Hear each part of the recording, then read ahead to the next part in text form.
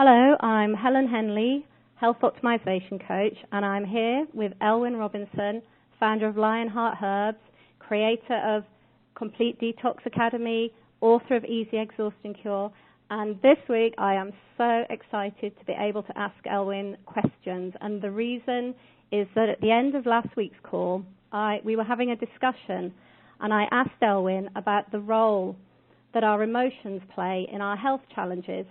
And I was really surprised by the answer, so I would really like to delve into that even further with you today, Elwyn. So excellent. It's a great question and a very important topic for everyone listening right now to ask themselves that question as well. To what degree do my emotions influence my health? So could you give us an overview? Because I know that the Taoists have a very good sort of model and pattern, and they interconnect everything, our emotions, our environment, our organ systems, and they provide a very clear pattern to answer the question that I'm asking you. Have you found this to be true, Elwyn? Yeah, I mean, so first of all, I'll just answer that original question you asked me for the sake of everyone else listening to the call. That was specifically, do I think that all health challenges are caused by emotions? I believe that's what you asked me. That was the question. The question you asked me. The simple answer to that, I would say, is not quite, because unfortunately life is never that simple, but it is what I consider these days to be the default option, right? So obviously, for instance, if someone's born with, cerebral palsy or spina bifida or something like that, they have a health challenge and it's not caused by them having emotional issues, right? They were born with it. Similarly, I guess if like an extreme example, the baby is born and the mother was addicted to crack cocaine and they are addicted to crack cocaine, that's a pretty severe health challenge, right? Or if they're addicted to HIV or AIDS, something like that. That's a fairly severe health challenge, again, that doesn't have an emotional root. However, what we could say is that the emotional root of a situation like that, certainly in the case of an addiction, would maybe, rest in the parents, right? So in that case, maybe, you couldn't blame the health challenge that the newborn baby has on their own emotions, but maybe because their parents has a severe emotional disturbance, that's why they were addicted to something like that, and they then passed that on to the child. So we could, if you wanted to, still see an emotional root.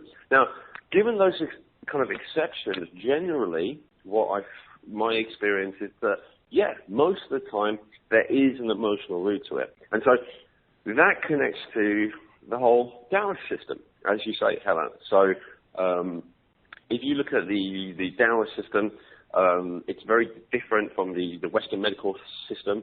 So the Western medical system, which a lot of us have a kind of equivalent of, even if we're not into that, even if we're firmly in the alternative paradigm, we still kind of have a tendency in the West to try and chop things up and isolate them from each other, right? So the mind is separate from the body, is separate from the emotions. If we have an issue with if I have a client, for instance, who has an issue with having a blocked nose, and I tell them it's probably because they also have a blocked colon, they'll look at me like, is he crazy, right? Because they would see that as two totally separate things. Whereas from an Eastern perspective, especially from a Taoist perspective, we see everything as being connected, and not in some kind of hippie, everything is connected to everything man kind of way, but in a very specific, all of these systems really are integrated and interconnected, interdependent on each other in very specific ways, kind of thing, So when I say like a blocked nose, for instance, might be connected to a blocked colon, I'm not just pulling two random organs out of the air. I would say something like that because they are connected from a Taoist point of view, right? So the nose connects to the lung organ system, goes to the element of metal, as does the large intestine. So they're all part of one kind of greater system. So that's why, in that example, I would notice that kind of connection correlation. So now, from a Taoist point of view, what we're generally looking at is we're looking at the health of different organs. Also, we get into it a bit more depth, looking at the health of organs from meridians, which correspond to different organs. So you've got like a heart meridian, and you've got a spleen meridian, you've got a stomach meridian, all the rest. Now, what I'm noticing more and more is that there's actually a correlation between them. So let me give some examples, and this is going to make more sense to those of you who perhaps have already learned a little bit about the Taoist system and the Eastern system, then those of you who are completely new to it, if you are completely new to it, of course, then there are many fine books about the general system of Chinese medicine out there. If you really want to get into it with my guidance, there is, of course, Taoist Health and Fitness Academy, which really teaches you in depth everything which I would consider that you need to know to have a basic, functional, practical, results-based understanding of applying that to your life. So let's think of an example here. So, for instance, in fact, I'll share some examples from myself. So, two of the, like, if I go to see a Chinese medicine practitioner, and it could be, I've been recently, just, for the sake of more my curiosity rather than having a severe problem, I've been going to, different ones in various places. Been to one in Bali, been to one in Thailand, been to one in Brighton, for instance, this year. And they all say pretty much the same thing. So they talk about excess heat in the liver, and they talk about tendency towards some damp, especially in the stomach and spleen. And so now, we as Westerners, especially if we hear that kind of thing, we don't really know what it means. So I'm not going to go into that too deeply. As I say, there's, my program, I go into it a lot more. But it's the emotional aspect of it that's, of interest to us today that I'll talk about. So, there's all kinds of physical repercussions of that. So if we talk about excess heat in the liver, so a physical thing of that would be inflammation, right? Inflammation, as in flammable, as in flame, as in fire, as in heat, right, in the liver, okay? A very simple kind of thing. Damp is one of those things that we tend to misunderstand, because obviously a translation between, Chinese and English isn't always going to be easy. So damp isn't so much excess water, which is how we tend to think of it if we hear it in the West. It's actually more a stagnation of water, or water getting stuck, water not moving. And so, that can show up in obvious sense in terms of phlegm, mucus, stuff like that. It can also show up as water retention, can show up as yeast infections, fungal infections, allergies, food intolerances, leaky gut, etc., etc. So we see all that, okay, so there's this physical, calories of all that. But then the interesting thing, and the tricky thing is that then we go, okay, so I'll take the herbs, right, or I'll do the acupuncture, those are the two traditional Chinese medicine things to do, or maybe I'll do other stuff, so I'll clear up my diet, or, I'll eat foods which are stimulating to my digestive fire, or I'll avoid foods which are, mucus forming, damp forming. I'll take superfoods like chlorella, which support my liver. So there's all that practical stuff. And there's also, like I teach, it's not just about working the actual organ, right? So everything's connected. So, for instance, if your liver's overloaded, you need to look at the lung channel particularly, because it's via the lung channel that the liver can release its toxic burden, because obviously one of the things the liver does is process toxins. And so what does that mean? It means, for instance, if you are constipated and blocked up, then it's going to back up into your liver. Your liver's not going to be able to intestines, because your intestines are blocked, and that's where you're much more likely to struggle with your liver. It also, one of the main way that we release toxicity is via the lungs, via breathing. And so if we don't breathe fully and completely, and we'll probably talk more about that in a future interview, because it's getting to that time of year, autumn, at the time when we're recording this, where the lungs are, more important to focus on. So I'll go into that a bit more later. But yeah, if you don't breathe correctly, if you don't breathe properly, and correctly and properly means fully, right, rather than in a constricted, tightened, not breathing fully, not breathing using the whole lungs, the whole diaphragm kind of way, then that means that the liver is going to be overburdened because it's not able to release toxicity by that channel. So there's all kinds of stuff going on. But what does any and all of this have to do with emotions? Well, as I say, there are people who I know who've been detoxing. So let's look at the liver, just an example. So they've been detoxing, they've been liver flushing, they've been clearing out the heavy metals, they've been eating really well compared to most people. They've done all kinds of things. And yes, I'm an example of this, right? And yet they may still struggle with the liver. So what's going on there? Well, we say fire in the liver. So if we look at the slightly more esoteric aspect of Chinese medicine, and we say, okay, well, what kind of emotions relate to the liver? Then we might look at anger, guilt, as well, very important. Generally, if someone has issues with the liver and they're not angry, often it's because they've been taught that they are not allowed to be, and they've internalized that. So they do have a lot of guilt, right? So it tends to be at least one or the other. And, it could be resentment as well. And, rage, fury, all those kind of different versions of anger would be contained in there.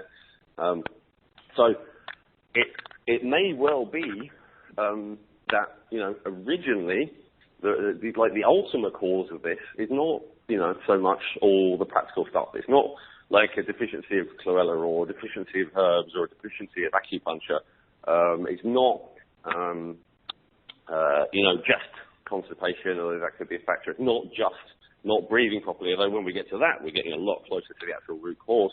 It could simply be that you're holding on to a lot of anger or a lot of guilt or both in your body. That's right? really... And this is, Sorry, I just wanted to stop you, Alan, because it's really interesting. It's also like a huge amount of concepts to take on.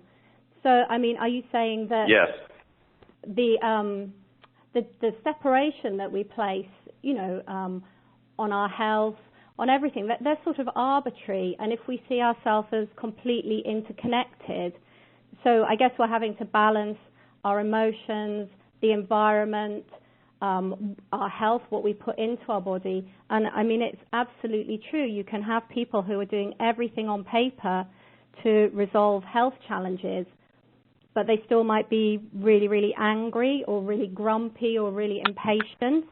And so are you saying that that is another level that you have to go in and address? You can't just do it by fixing what you put into your body. You have to also address the root causes of these challenges? Yeah, and I want to say that before anyone listening to this goes, oh, well, that's not me. I never get angry. I'm never grumpy. I'm Mr. or Mrs. Nice girl or guy. A lot of the time, the situation where you end up in where an emotional blockage is so bad that it does lead to a real health challenge is because you are entirely unaware of the emotion and you have completely numbed yourself in the area of your body where that emotion exists. And so, please don't, quickly dismiss this as, oh, no, that doesn't apply to me. I'm not angry, or I'm not resentful, or I'm not, I never feel guilty. I never feel angry. Oh, and that's not me. But I have a problem with my liver, so you're wrong. Haha. Right? Yeah. Let's just take a step back. So how would we? But of course, that could be a little bit of a funny thing then, because it's like me telling you that something is there, and as far as you're concerned, you have no evidence of it. So I wouldn't want that. So let's look at a couple of examples of how this might be the case. So let's bear with me for 1 second. And, if you're like a little bit suspicious of this theory, and you're thinking, okay, well, Ellen, I have some issues with my liver, but as far as I'm concerned, I'm really not angry. I don't, I've never felt angry, or I haven't felt angry in a long time, or guilty, or whatever. Well, then I would ask you this. First of all, do you have a lot of tension in your body? And again, this may not be something that you're aware of, but, if you are asked to push your body very hard with some kind of exercise or some kind of endurance thing, is that something you can do, or do you find that it's impossible for you? And if the answer is it's difficult, then that's tension. Maybe you feel fine because you're not really aware of how your body's doing, but if you're asked to stretch in a particular way compared to everyone else or compared to most people, you find it very difficult. Well, that's a sign that you have tension in your body, right? Another thing, do you tend to think of yourself, do you tend to identify with kind of being a mind riding a body? Rather than seeing yourself as a body. And this is probably the most crucial distinction of all. And this is something that I hear again and have heard for years, again and again and again from clients. And of course, that's probably partly because that's exactly what I was like. So, like attract like. But I think it's a pretty universal affliction from what I can see. And the interesting, ironic thing is that from a scientific point of view, it's actually... it's completely not true to say that we are like a mind or a spirit, riding a body or existing within a body. As far as any materialist science is concerned, no body, no you, right? So you are your body. And if you identify with your brain, well, where's your brain? It's in your body. So you are your body. But you don't feel that way. And, you may like look down at your body and kind of almost not recognize it.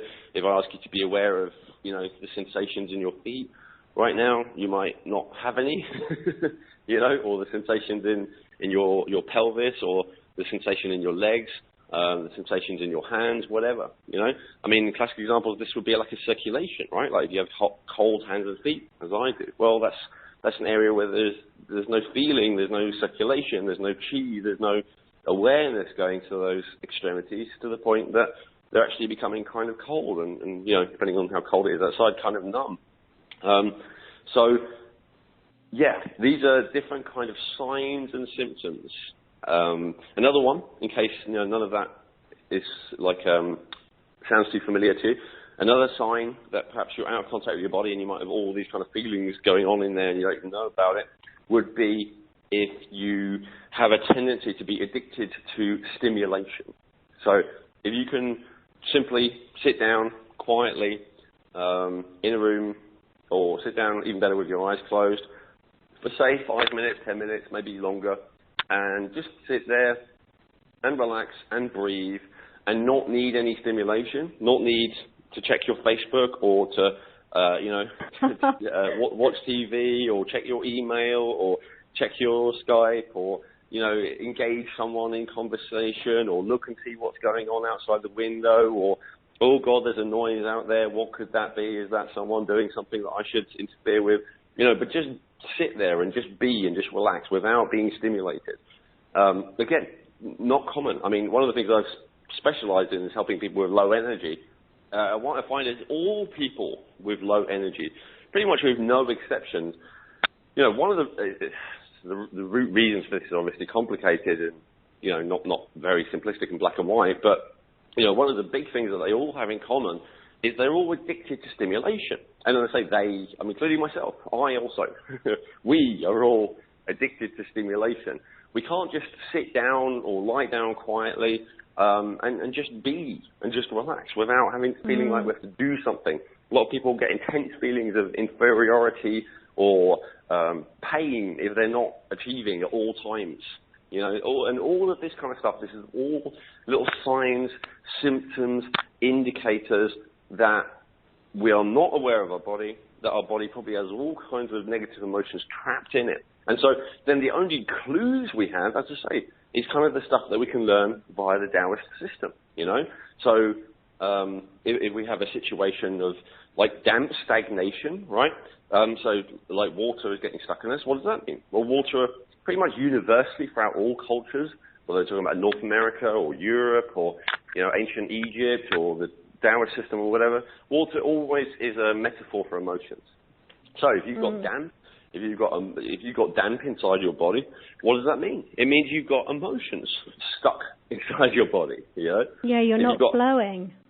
Yeah. If you've got heat trapped inside your body, what does that mean? Well, it means you've got, anger, probably passion as well, sexual energy, trapped inside your body. Again, it's not able to move, it's not able to flow. If you have a cold inside your body rather than heat, what does that mean? Well, it probably means that you got fear, right? A lot of fear trapped inside your body. So, to be aware of what's really going on. Sometimes, certainly when I started on this journey, I was completely unaware of how I felt and my emotions. But we can get clues as to what's going on from looking at our health and understanding what's going on with our body and the symptoms that our body is presenting us with. And let's face it, you're probably not listening to this if, you're completely free of all health challenges and all health symptoms. If you're perfectly fulfilled, you're probably not going to listen to recording on health. So, looking at, okay, so what is going on and what could it mean? And ask yourself the question, does it have an emotional root? Is there some emotion at the root of this which is trapped in my body which I have, without realizing it probably a long time ago, trapped in my body because it was too intense at the time and so that I wasn't able to feel it. And that's now really, at the root of these health challenges I have now. So I'm really curious about this, Elwyn. I mean, it certainly has been true in my life, having had ME and not listening to my body until my body actually said, well, you're going to listen because I'm going to shut you down for a good few years. Yeah. So what I want to ask, I mean, for instance, you brought it up at the end of last week's call as well. You said there's no morality in food. There's no morality in what we eat.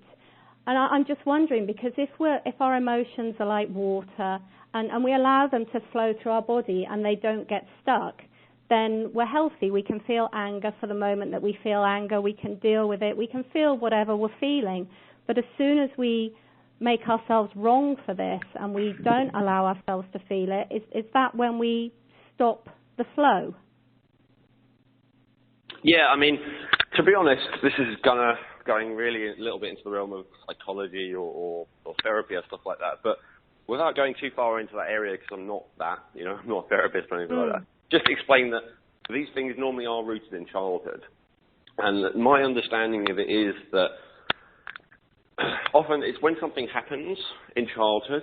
I know many of the people who, I've worked with have had, severe and traumatic experiences during childhood. However, I know many who do not have anything that they remember, or perhaps, nothing that they full stop.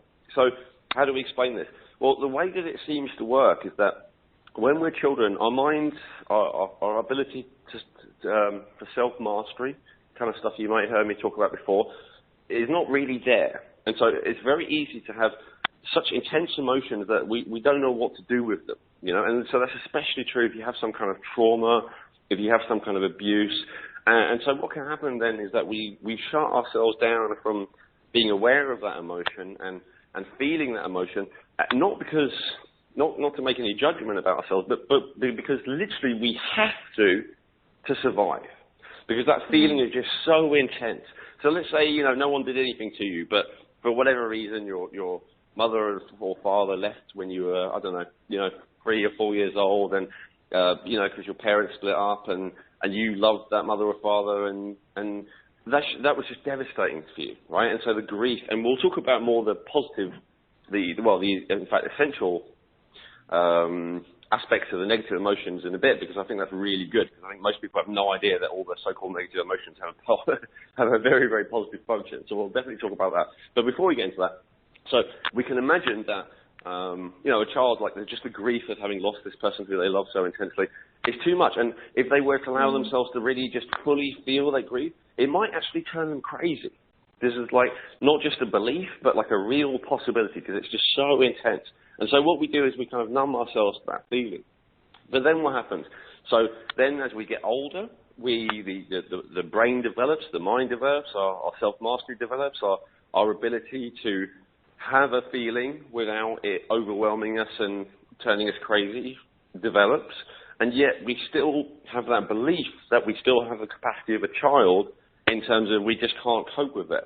And so, many people I meet and who I talk to, they have this belief that if they felt an intense feeling, it would be catastrophic and disastrous, right? Like if they were allowing themselves to fully feel their anger, then they would kill everyone, or if they fully allow themselves to feel their sadness, they would be filled with such despair and such futility that they would literally never get up again. They would kill themselves, or if they were allowing themselves to feel the fear and the terror, that it would be, so overwhelming that they literally wouldn't be able to pick themselves up again. Like for the rest of their life, they would be just curled in a ball, kind of terrified. And so that is we believe, this is the unfortunate thing, we believe as adults that we still have the capacity to deal with emotional intensity of a child.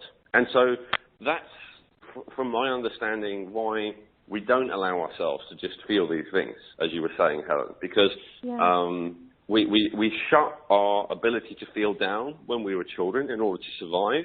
Now, here's the key distinction. This is a good temporary, keyword being temporary, survival strategy. Children who don't do this, often they do actually go crazy, or they do actually get into serious trouble, or they do actually get killed, right? It does happen in the world. So it's a good survival strategy. It's just that, so when you were 5 and let's say that you were furiously angry, but you knew that if you were to fight back, then you would only get beaten worse, and yeah, who knows? You might have got killed, right? I know that was probably a real, fear that I had when I was a child. I was already, quite angry, but I knew if I just carried on fighting, I mean, I already got beaten so badly that I almost died a couple of times, so I could have died, right? So I had to hold it in, right? But now I can just allow myself to feel that, and I can let it go, because I'm not a child anymore. So A, I have a much greater capacity to deal with emotional intensity without it blowing my top, as it were.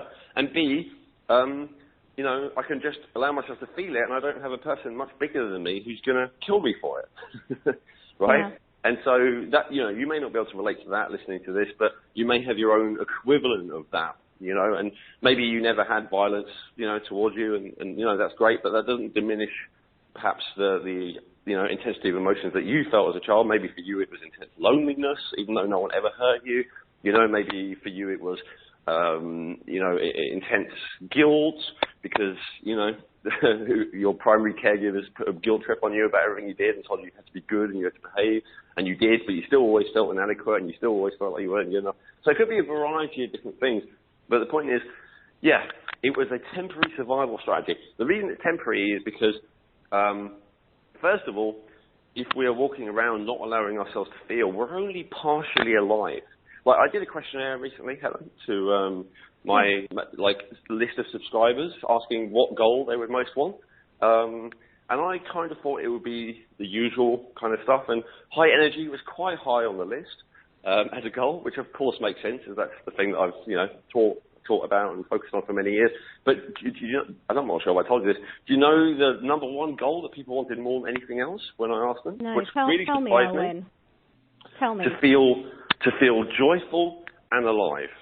Oh, that is so amazing. And it actually brings me on to the next question.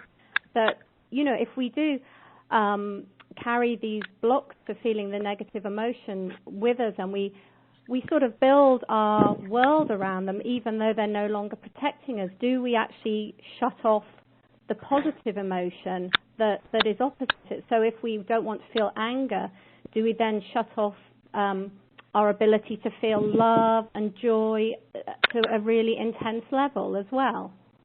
Exactly, Helen. Yes, exactly. Okay. And that is the key challenge. So the kind of more minor reason, and the reason why most of us get into this in the first place, that we want to address this, is because it's creating all kinds of minor to major health challenges, right? So we feel angry, so we're getting tension, headaches, or migraine, for instance, or, we feel afraid, and so we're starting to get, what's called adrenal burnout or whatever, right? So those are the kind of more minor reasons. But actually the more major reason, from my point of view now, is because we're walking around half dead. We're walking around numb. We're walking around not really feeling, not really fully living. A lot of us are performing all the time. We're not being authentic, trying to be something to please someone. These days, probably not anyone, it might not be our parents or teachers or friends anymore. We've internalized the whole process, and so we're constantly trying to please ourselves almost, and prove to ourselves that we're good enough, and prove to ourselves that we deserve to be loved, or prove to ourselves that we deserve attention, or whatever it is. And all of these things, they are... The fact that we're doing that means that we're not just living, we're not just being, we're not just being our free, authentic self. And yes, that's why we don't feel joyful, that's why we don't feel alive. But as you say, Helen, that's why we don't feel love. That's to the degree of intensity that we want to. That's why we don't feel passion to the degree of intensity we want to. That's why we don't feel joy to the degree of intensity that we want to. It's why we don't feel pleasure to the degree of intensity we want to. I mean, here's a statement for all of you, which I think will be fairly challenging, right? Which is that your body should be a source of pretty much, with only occasional interruption, continuous pleasure, right? I know most of you are either not feeling at all or feeling some degree of pain or discomfort every time you focus on your body, which is why you keep your focus in your mind. However, that is not the natural state for a human being. That's a state for a human being who, like pretty much all of us, has had to numb themselves and has to make themselves, more dead in order to survive.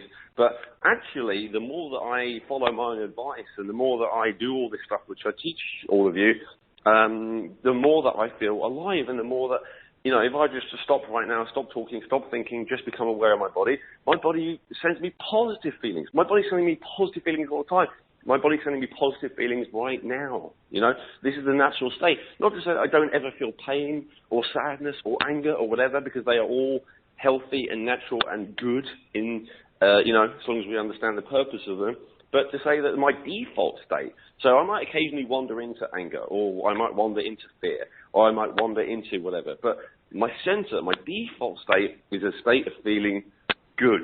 And if, you know, that's not your reality, and feeling good in my body, not just in my mind, feeling good in my body, like, so if I stop thinking, become aware of my body, is a good feeling. And so that's what we need to aim for. And as much as that is true for me now, I know that the more that I carry on following my own advice and I carry on doing these practices, the more that will heighten, all right? And I'll be feeling better and better as my natural state. Yeah, I mean, that's so wonderful. And that, again, I can attest to that from my own experiences. And I want to share a story with you, actually, because you were saying about where these emotions can get stuck. And my 3-year-old came home from school, and she's a very happy, well-adjusted 3-year-old. And I said, how was school? And she said, it's wonderful. But she said, but Mum, I need to talk to you about all this really boring sitting still. And again, for a 3-year-old, you know, that can be a source where she's told that expressing herself, movement, laughter, that's not right. And again, she's having to fit herself into a system. So you can see, even from that, and she goes to a wonderful creative school, that you're putting a disconnect in with your body. And so, I mean, it seems to me that you can put these disconnects in all sorts of places. They don't even have to be overtly traumatic, do they? Absolutely, yeah. Like I try to emphasize, it doesn't have to be that trauma. It doesn't have to be something dramatic. It could be a response to, but yeah, you're right. I mean, it doesn't even have to be a response to something negative coming from the adult in the situation. It could be that the adult, you know, really, really means the best for you, and they just want you to calm down and not be so, as they would put it, you know, like hyperactive or showing off or being over the top or whatever, right? But you're like, okay, and then you tense your muscles and you constrict yourself and you deaden yourself, and then, you know, 40 years later, you're in one of my coaching groups saying, you know, how much pain you feel because you can't express yourself freely, right? And you can't stand up to anyone, and you feel like you can't assert yourself, and you can't, you know, speak your truth because you're afraid of disapproval and you're afraid of, you know, not being accepted, and, you know, so again, this is straying a little bit into the realm of, you know, therapy and stuff like that, which, you know, is not what I do and not what we're into. But I also don't want to, like, just refuse to talk about it or acknowledge it because it's a little bit outside the realm of health, because the truth is it's not outside the realm of health. It's so crucially important for all of our health, you know? And so for some of us, if we just do the practical stuff that's, you know, and in fact, I'll say some of us, I think a lot of us, if we just do the practical stuff, which I outline in my various courses, huge progress is made already, you know? And some people, they don't need to be told, like, all this because it just happens, you know? Like some people, for instance, they might do, you know, the Complete Detox Academy course, and they just follow along with the instructions and just do what it says, and they become more aware of their body, and the emotions that they've been holding on to just start to come free, and they just start feeling more alive. So it's not as if, like, this is something we always have to focus on. It is true that sometimes if we just focus on the practicalities and our goal, then this stuff, I wouldn't quite say it sorts itself out, but it, you know, you do it. You just do it naturally. But for anyone who perhaps, this is especially for anyone who feels that they have done the practical stuff, and yet a problem remains, and then, or maybe they really struggle to motivate themselves to do the practical stuff or whatever. You know, if they feel like there's something missing with just doing the practical stuff, then this is a dimension to also really look at. So this is a really big question, Alwyn. So practically, where would you start to address the issue with your emotions? Great question. To feel more joy and, to connect yourself to your body and to just love your life even more? So this is where my approach is probably different from most systems, which are also aware of the realities that I've been stating today. So they would say, all that is true, and so what you really need to do is to become aware of maybe these things that have happened to you in the past, or maybe they would say what you need to do is really dig into the body and start to unblock these blockages. And both of those things are potentially true. I don't know. I personally don't find there's much value in getting yourself to remember everything. I just think you need to let the energy flow and become aware of and release the feeling. And then if a memory about why it's there comes up, great. But if it doesn't, it's completely irrelevant. So that's my experience. So I certainly don't think talking about it for extended periods of time is a good idea. I don't think it's helpful, and it can just you can paint yourself into a corner with it. However, if you have some kind of feeling and you've never told anyone about it, I think it can be helpful to talk about it with someone who really understands, So I wouldn't put hard and fast rules on. But before doing any of that, from my perspective, what you need to start to do is start to do the basic stuff to look after your body. So that's first and foremost. And I actually find people who dive quite deeply into this whole emotional issue who seem to not have any awareness of how to look after their body. And I see them getting into a lot of trouble. So I say that not just because it's my thing to teach people how to look after the body, but I've honestly found that even if the root of your challenge is emotional, that looking after your body and learning the basics, like I teach pretty much in all my courses, is an essential starting place. And so that's the general answer. Let me give you a specific answer, Helen. Yeah, I just wanted to know what you mean by getting into a lot of trouble. What should we be looking out for? What have I noticed? So self-destructive behaviour may heighten and become stronger rather than lessen. So, you may decide, I don't really want to get too far into this, but, I've seen people decide, okay, I'm going to quit my job, I'm going to quit my life, and I'm going to join a cult, or people who, they already had some dabblings with drugs or some issues of addictions of drugs, and those issues become worse, not better. That's another thing that I see commonly. So, and even just, the psychological issues actually become worse temporarily. So, for instance, someone might have an issue with rebelling against authority. They may have that kind of type, and so they're always at odds with their boss, but they still manage to keep their job. Now they're digging into the anger and pain and stuff they feel in the body, but they haven't really learned to look after their body first. And so their body isn't able to hold the charge of emotion very well still, despite the fact they're an adult. And so they might just suddenly blow up at their boss and start shouting at their boss. Then they're fired, right? And are they in a better position then? Well, maybe if they can find another job, but it's not always easy to find another better job. And you were sacked from your last job for blowing up at your boss, So, we've got to be careful. So from my point of view, and so what am I talking about here? Let me get very specific, Helen. So to answer your question specifically, the very first thing that we need to do, and this is something that we'll talk about more, as I say, in an interview probably in a couple of weeks' time, but it is to become aware of your breathing and to learn to be able to control your breathing and slowly to be able to increase your breathing capacity, right? So breathing, that's really the key. That's where it starts. If we are not allowing ourselves to feel fully, if we are partially numbed, if we are partially deadened, all this stuff we're talking about, what I know for absolute fact always goes along with that, with no exceptions, is that we're not breathing fully. And we're not breathing properly. And then we're not breathing naturally. And so, and also on the other side, if we're someone who's not kind of unaware of our emotions, if we're someone who's on the opposite end of the spectrum, and then we allow our emotions to overwhelm us. We allow our emotions to control us. We often are in a situation where an emotion comes along and makes us feel something that is detrimental to our well-being, So, maybe we reach out at the boss and get fired, or maybe we shout at our wife or husband or kids and, damage our relationship with them, or or maybe we fall into a depression because the sadness gets too great and we're not doing anything, and all these kind of things. There's all kinds of different examples of it. I'm focusing a little bit on anger, I guess, because as I said, I started with me, so that was one of my big things. Anger and frustration and heat. But yeah, same with fear, same with sadness, same with all these so-called negative emotions.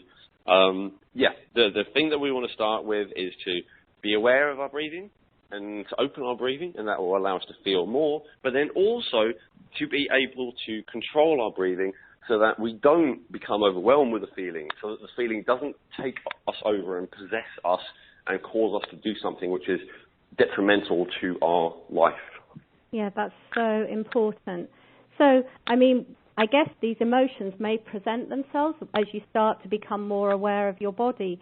So would you say the best way to deal with that is to acknowledge it, but also just to carry on breathing through it and not attaching to it? Yeah, breathing through it. Yeah, absolutely. I mean, depending on what it is, there may be like something else that you can do specifically to release it. I wanted to go into, Helen, like to understand the purpose of each of the major negative emotions. Yeah, that would be amazing. Just understanding the validity of them will help a lot in terms of dealing with them. But yeah, on a practical level, you're absolutely right. Like the number one thing is to breathe through them. And that's, it's one of those things you may well have heard it before. You may think, that's not all there is to it. There's more to it. And, there can be more to it. But actually, that is still the fundamental thing. And that is the thing that you must never forget. So, breathe, making sure you keep breathing when these feelings come up. And if necessary, if it becomes overwhelming, to make sure that you are in control of your breathing, but also that you are breathing fully. That is really the key. So the negative emotions. I'm going to give 8. Sorry? I just wondered if you want to start with each sort of organ system and go through them and address each one individually.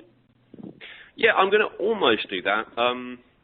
I've kind of been developing my own system, which is almost the same as Dow's. It's very slightly different. Okay. It's kind of based a little bit more on science. So if we look at the work so of now I'm really intrigued. So if we look at the work of Paul Ekman, who is probably one of the world's foremost experts on lying, being able to tell if people are lying. So he was one of the things that he discovered and highlighted was this thing of micro-expressions, which is where people have a facial expression just for a brief period of time, often about a tenth of a second, which reveal their true feelings. But also what he did very well was to categorize the different facial expressions that corresponded to the different feelings. And so what he found is that there are either 5 or 6 universal facial expressions that are universal. Like, literally, he traveled all around the world as a proper scientist over the course of several decades. And he found that all humans throughout the world, irrespective of culture, society, socialization, anything like that, civilization, they all have the same basic facial expressions to demonstrate the same basic emotions. The only exception he found was when he studied an indigenous culture in Papua New Guinea. And they didn't have one of them, or rather, they didn't have a distinction. So the 5 major emotions which he noticed were anger, sadness, fear, disgust, and happiness. And so the 6th one, which almost all humans seem to have except for the indigenous tribes, was surprise. But surprise is really it's a type of fear. It looks like fear, basically. It's similar to fear. So I kind of going to lump them together, surprise and fear, as that then makes it universal. Like, so all human beings in the world have these same 5 basic emotions. Now, that's not to say that other emotions aren't valid or aren't true, but they're going to be combinations of different emotions, So if we're talking about passion, or if we're talking about excitement, or if we're talking about guilt or whatever, no, they're not one of those 5 emotions, but they are going to be a combination. So let's look at those 5 basic emotions. So yes, I can relate those to the 5 organ systems still. I would say, so we got the basic emotion of anger. That relates to the liver. We've already covered that. We've got the basic emotion of fear. And yes, that could be excitement or it could be surprise, right? But let's, call a spade a spade. So basically fear, that relates to the kidneys. Then we've got disgust. The disgust relates to the spleen. Disgust can actually look like hate as well. And this makes sense. I mean, spleen, digestive system, and, disgust is often related to something that was putrid or, that is rotting. So we often relate it to food or excretion, stuff like that. So it's related to that. And, at extreme, if we feel extremely disgusted, we can vomit. And so that would be the stomach squeezing out, what it doesn't want. And we can feel so full of hatred and anger that we can actually, that it can make us vomit as well. That can certainly happen. So disgust are related to the stomach and spleen organ system. And then happiness, love, joy, whatever. They all look fairly same from a facial expression point of view with subtle differences. That would relate to the heart. And that's not to say that negative emotions don't relate to the heart, because in the down system, the heart is described as kind of the bottleneck for all the other systems. So if you have any negative emotion, if you have fear, if you have anger or whatever, then always that's going to get stuck in the heart as well. But if none of the other systems are contaminating the heart with their so-called negative feelings, then the heart is going to be clear to have happiness and joy and love. So what about sadness? Oh, yes, thank you. And sadness relates to the lungs. Okay. So let's go through the negative emotions. I'm not going to talk about disgust because that's something that I haven't seen as much research and understanding about. But we'll talk about the three major ones. So let's go for an easy one first. Let's go for fear. So with fear has a positive purpose. Do you know this, Helen? Can you guess what the positives, or do you already know what the positive purpose of fear is? Is it to keep us safe? Yes. And how does it keep us safe? By moving us away from things that are a threat to us? Not necessarily. There's something more primary in that. And the primary thing is this. Fear gets us to pay attention. Fear gets us to be aware. Mm-hmm. So if we're just kind of going along with life, remember, we should be in a state of pleasure, right? That should be our default state.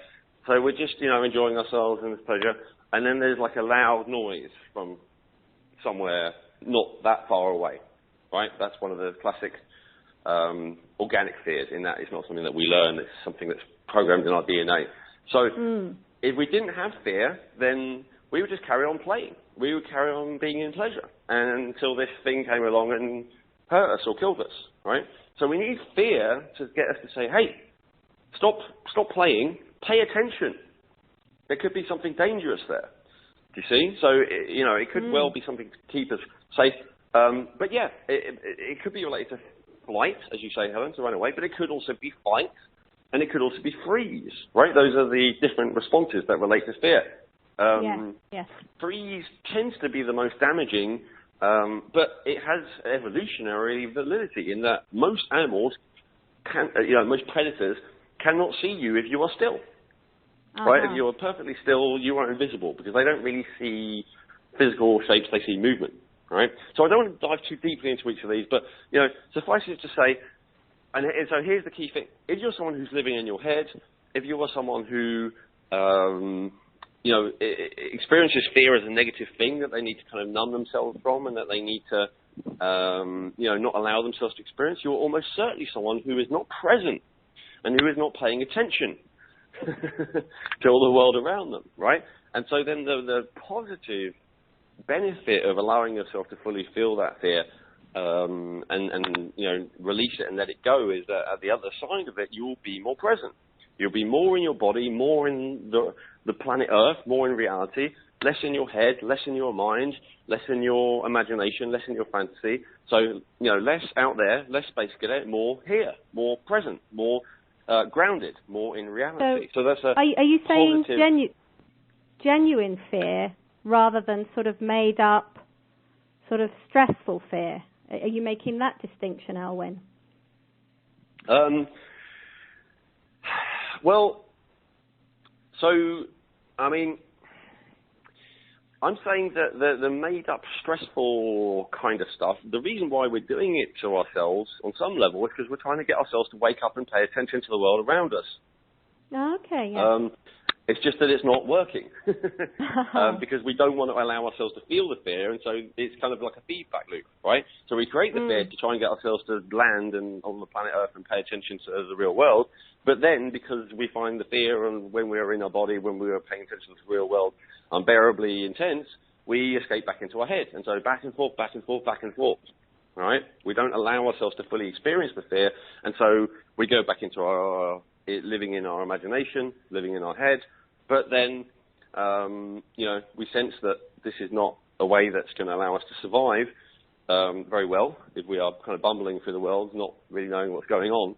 And so we generate and create fears, which then to some degree will put us back into the world.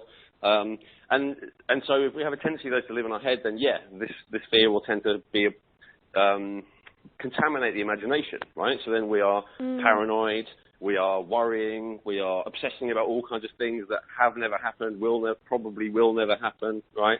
So absolutely, a lot of fear can end up being just nonsense. But the original intent of the fear, and my point is, if we were to allow ourselves to acknowledge the validity of the fear and to feel the fear fully, would be to bring us back into presence. Like, it would have a valid purpose if we didn't resist it and if we allowed ourselves to feel it fully. Yes. So we're creating the feedback loops, and it almost becomes a self-fulfilling. It's a very complex idea, but it's. I understand what you're saying, a sort of self-fulfilling reality that we're creating. But if we actually go back into the original fear, which makes us present, then that's a very powerful place to be. Yeah, and I realise it's different from the new agey personal development idea of, fear is just bad and you should just ignore it and it's not real and all the rest of it. But that's not the reality of the real world. I mean, there are genuinely things that can hurt you, and admittedly, there are less than 1% of the amount that we will have a tendency to fantasize about and, and get into paranoia and worry and all that kind of thing. So admittedly, almost all fears that most of us face in the modern world are complete nonsense and unreal. However, the initial impulse of fear itself is not based on illusion, right? It's based on the reality of that your physical body can be harmed and that you need to pay attention to prevent that from happening. I want to get into the other two because I don't want to take too long with this. So next one, sadness. So, and sadness, I really want to relate to grief. So, what's the purpose of sadness and grief? Helen, what do you reckon? Sadness and grief. Letting go, moving on. Yeah, absolutely. Exactly right. The way that I describe it is to come to accept reality as it is, right? So the fear is to get us to pay attention to reality as it is, but the sadness is to accept reality as it is. So the most obvious example of this is grief. Sadness is if someone dies, right? So if we want to ultimately live a full life, despite the fact that someone we care about has died, what we need to do ultimately is obviously celebrate them and thank them for being part of our life, etc., etc. But eventually, what we need to do is accept the fact that they are no longer here with us, right, and that they have died. That's the key thing. It's accepting the reality. But this doesn't just apply to a person, right? We can feel grief at the end of a long-term relationship, and most people do. We can feel grief at the end of a job. Some people feel grief at like moving house. I remember as a kid, I used to feel grief like going from one school to another. Going from elementary school to secondary school, or secondary school to college, or whatever. We're like, oh God, at the end of. So grief, the good thing that it does, the natural function it does, is it helps us to accept the reality. And this is one of the things that I teach a lot of my courses. You'll see, I talk a lot about it is as it is. It's a really powerful mantra for living. But the root there, if you feel resistance to that, if you're like, no, the world is wrong, it's not fair, it's not right, it shouldn't be like this, then the route to get there is through fully experiencing the intensity of sadness and grief, right? And to just allow ourselves to experience that. Now, sadness and grief also has a very powerful physical effect, which is to open up our breathing, right? So we have allow ourselves to fully experience sadness and grief, and we cry on a very deep level. So not in a kind of mental feeling sorry for ourselves level, but on a real deep sobs. Then we are releasing the tension in our diaphragm and our breathing apparatus, and we're able to breathe more fully. And that breathing more fully totally relates to and correlates with our ability to accept the world as it is, rather than, you know, having a feeling of it's not fair, it's not right, you know, the world should be different. And so every should that you have, you listening to this, you lovely person, every should is a sign and symptom of the fact that you haven't allowed yourself to feel grief fully. Right? If you ever should, things should not be this way, or, you know, the world should be this way. The people should be this way. People shouldn't be so mean. People should be more courteous. People, you know, whatever. I'm not saying you're wrong about any of those things, but if you have an attachment to it, then the more you allow yourself to feel sadness and grief, the more you will be able to accept the world as it is. Not so that you can passively just say, all right then, world, you just, you know, be bad. But so, because you can't change something until you accept it as it is first, right? So if you want to make the world a better place, like I'm sure you do if you're listening to this, if you're like me, awesome. But realize you can't do it because you're like, it's not right. You need to first of all accept, okay, the world is as it is, and I would like it to be more like this, and I'm going to do my best to make it that way. But that empowered stance of I'm going to do something about it, that doesn't come about from resisting things as they are. That comes about from accepting things as they are, and then working towards making them better, making them the way that you feel is the way it should be. I think that's so inspirational. So, yeah, letting go fully and accepting that, letting it go, and then, yeah, going into your right to experience joy and to move on. I mean, that's such a wonderful idea. And you can see, can't you? You can see so many stories where people get stuck because they haven't let go of that fully, and it's our birthright to feel joyful. I love that feel joy, so much. Feel pleasure, feel love. These are our natural everyday states. Not that, and then so if there's a threat, then, or even a potential threat, then obviously there's a validity in fear, as we've discussed. And if we feel sad because things change and we find it difficult to accept, then that is completely valid, and that is the point of sadness, to slowly reconcile us back to the reality. And then anger. And so what's the purpose of anger? So the purpose of anger is to restore your integrity, to restore integrity to the organism. That resonates with you, Helen. Yeah, to make changes, totally. So, even those of us who have a resistance and think that anger is wrong, and that's probably the majority of people listening to this, will probably accept that there is a validity to anger in the face of injustice, right? So, if like for all you parents out there, if your child was being bullied or whatever, you probably feel that they had the right to feel anger about that, or if your child was being picked on or whatever, right? So, we are taught, of all the negative emotions, anger is probably the most maligned. Now, generally, men are more taught that they're not allowed to feel sadness, and women are more taught that they're not allowed to feel anger. But still, overall, I'd say anger is the most maligned and most misunderstood. And I've met plenty of men who also feel like they can't express anger, probably still the majority.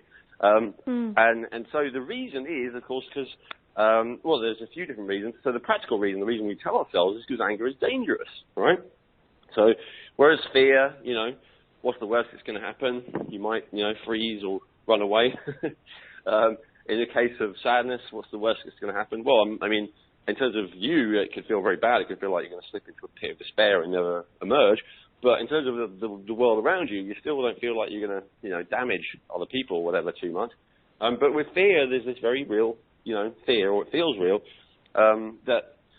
with anger, there's this very real, or it feels real fear that you can really hurt people, Of course, the other reason why anger is so suppressed in our culture is because it doesn't serve those who are in power, right? So on a macrocosm, in terms of a government, they don't want a population who acknowledges their anger, because that population then is much less likely to put up with abuse and exploitation and corruption, all these kind of things. But this is also true in the microcosm on a family. level, you know? So it's much easier to make a child wrong for being angry to the point that they don't allow themselves to express it or even feel it anymore, just from a perspective of, you know, keeping the household moving, you know, smoothly. You know, but the challenge is that what that then ends up is a person who does not feel like they have integrity. They feel like they've betrayed their true self, their authentic self, in order to please someone else, in this case the parent. And they end up in a position where they're going to feel inauthentic. They're not going to be able to experience much joy. They're not going to be able to experience much pleasure and all of these kind of positive feelings because they don't allow themselves to fully feel the anger. So when we feel anger, it's a way of restoring integrity. So if someone attacks us, if someone hurts us on a very literal level, you know, if someone hits us or if someone steals something from us or whatever, if we feel anger, what that does is it restores our feeling of self-esteem. It restores our feeling of integrity. It restores our feeling of being an individual and having the right to be an individual. And so if we block that, this is the situation that we get into more and more where someone who doesn't believe that we have real value, right? So this situation of low self-esteem, this situation of I need to please other people, I need to constantly be productive in order to be valid or valuable. I need to basically what it boils down to is I need to be a good boy, stroke girl, right? Yeah, you lose your voice, don't you? You lose your power, your voice, your expression, your authenticity. Yes. Yeah. Yeah, because, you know, and again, it's just, not to make anyone wrong, it's a survival mechanism, right? It's in order to survive, you are a good boy or you're a good girl, but you are good and well behaved, but what you also is more and more numb, more and more deadened, and less feeling like you matter, like you have a voice, like you have a say, like you have the right to feel, and in contact with your own authenticity, as we said. So the positive expression of anger in the moment is to restore that feeling of self-esteem, restore that feeling of integrity, and of course the positive benefit of it in terms of dealing with any backlog of anger is, you know, pretty much exactly the same, to get more in contact with your authentic self once again. And so this, you know, one of the common signs that a person has anger issues, even though they don't, you know, feel any anger, is this inability to assert themselves and inability to have proper boundaries, you know. So if you feel like it's hard to say no, or you feel like it's difficult to say I want this, or, you know, this is what I need, or something like that, that's a classic sign that there's anger hidden deep beneath that particular challenge. Yeah, that's not often what you associate with it either, is it? It's, you think it's because, you know, that, the world isn't fair or something, but it is this need to express your anger. I mean, there's obviously a distinction between expressing your anger in a constructive way and just, you know, anger doesn't have to go with revenge or anything like that. There's a distinction there. Revenge is going to be the case if anger is not expressed, and then we're plotting and scheming to, like, eventually do it, but not in an obvious, immediate way. So the idea of anger is it comes when someone violates you, even if, you know, it's on a minor level by stealing a toy or, you know, whatever, a major level by being violent towards you. And so it comes, and then you express it. You're like, hey, my toy, or hey, don't hit me, whatever, and then it's gone again. And you feel like you've asserted your right to you know, be a person in the world. No, that's really... This is a very powerful conversation. I'm actually going to have to go back and re-listen to it. There's an awful lot to take in. And we could have gone on more detail. So what I think we'll do, Helen, is we'll probably go into this more for the Academy members in you know, one of our future calls, quite possibly the next call. And we'll talk about how this really you know, applies in particular situations, or what about this exception, all that kind of thing. But for everyone out there, I wanted to give this as a kind of plant the seed of, listen, you know, especially if you're having challenges with your health that you feel that dealing with the practical stuff isn't really, you know, helping you, or even if it is helping you a lot, maybe you've done one of my things and it's helped you feel a lot better, but you still feel like there's something something underlying that's unaddressed? Well, this is like a way for you to get started thinking about, okay, this is probably like the next level that I need to address. And I just want to let you know, if you've done all the practical stuff, if you're eating a good diet and you're drinking water and maybe you're even doing some breathing practices and, you're taking supplements and herbs and all that kind of thing, don't think that, that's not the thing. What I actually need to be doing is dealing with these deep level emotions. They go together again because they're not separate. And doing all of that basic stuff to take care of yourself and to nurture yourself, it has all kinds of benefits on an emotional level as well. It tells you that you're worth it. It's a self-esteem thing. It tells you that you have the right to have needs. You have the right to exist. All of these really deep psychological issues are being addressed just by you looking after yourself and in the ways that you learn how to do in my various programs. Please don't think that isn't important. I think it's an essential prerequisite. But then if you, for whatever reason, you want to go to the next level, then this is the next level. And for anyone who is like, I'm really interested in this, and I'd like to do more, I'm considering doing a retreat at some point, probably early next year, where we really go into learning tools to deal with these emotions on an everyday level, and we go into actually releasing some of these deeply held blockages. And honestly, this is not something that I've booked yet or planned or organised. There's no dates in mind. There's no nothing. There's just me with a feeling like asking all of you right now, if you're still listening right at the end of this interview, is this something that you would be interested in? Is this something that you would like to do? Is this the kind of thing that you feel like you might be ready for, to go in and release some of these negative emotions and also learn tools to really be able to get the most out of them on an everyday level? And if so, I'd love it if you could leave a comment underneath the video or the audio, wherever you're doing this, and let me know, hey, Owen, this is something I might be interested in. And if I hear enough of those, then I will put together an event. And if not, that's okay. I have a million other things to do. But I'm willing to do it if people are interested in it, so let me know. Oh, well, you can count me in. That's great. I'll put my name down. We've all had a seed planted, and I guess looking after your body and starting on this journey, it's like growing a tree and making yourself strong. And maybe this is the final piece of the picture that allows you to really, really, really blossom and feel that intense joy that people say they want in their life. So, this has been a really awesome and inspiring interview for me. And as I said, I'm going to go back and re-listen and water that seed that's been planted. So thank you very much for joining us. And please leave any comments below. We greatly appreciate it. Thank you very much. Bye-bye.